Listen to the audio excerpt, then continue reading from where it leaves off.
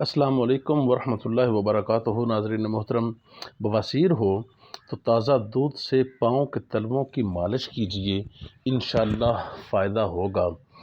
1 cup دودھ کے ساتھ آدھی چمچ دال چینی کا پاؤڈر صبح و شام استعمال کرنا بھی بواسیر کے لیے فائدہ مند ہے۔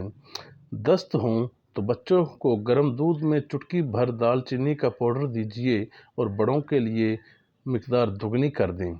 دودھ معدے کی تیزابیت ختم کرتا ہے۔ سینے میں جلن ہو تو دن میں 3 مرتبہ ٹھنڈا دودھ پئیں۔ خالی پیٹ ناشتے سے قبل ٹماٹر کھا کر اوپر سے دودھ پینے سے خون صاف ہوتا ہے اور تازہ خون بنتا ہے۔